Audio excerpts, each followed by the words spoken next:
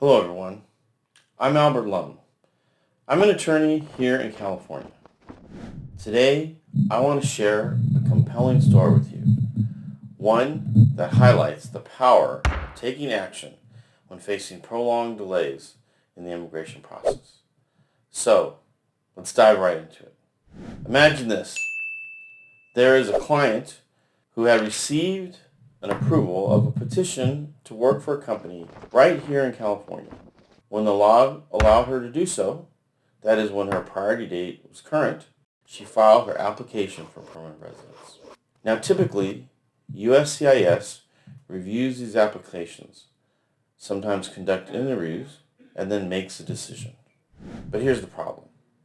USCIS has extended processing times for these applications. That itself is not uncommon. But in her case, it was taking 5 years from the date she applied, far longer than the normal processing times, even for USCIS. So, what could she do? Well, we did everything in our power to help her. We sent letters, emails, and made phone calls to USCIS. But the response was always the same. Your case has been sent to a processing location, wherever that may be, Los Angeles, Missouri, and it's still in the process. That's where we hit a roadblock. But when you find yourself in that situation, there's still another option, one that we pursued vigorously. We filed a lawsuit. It's called a writ of mandamus.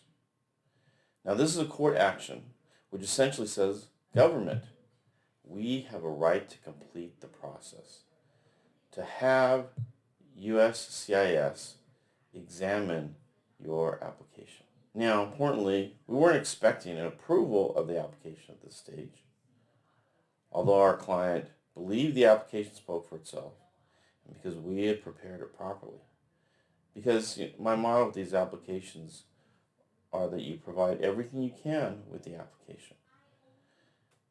I'd much rather have USCIS have all the information it needs to process and approve the case, rather than finding out later that it's denied and then finding out there's more information we could have provided. As for the writ of mandamus, that's exactly what we did. We filed a writ of mandamus. Now, our writ was served on the government, and within just 60 days, which is the time allowed for the government to respond to the complaint or the writ of mandamus, we received a notice that an interview date had been set. Now, the result of that interview and the final case decision is still to be determined. But the goal of the writ of mandamus was clear and achieved: to get that interview done and to move the case forward. The story demonstrates the power of taking action when you're facing prolonged immigration delays.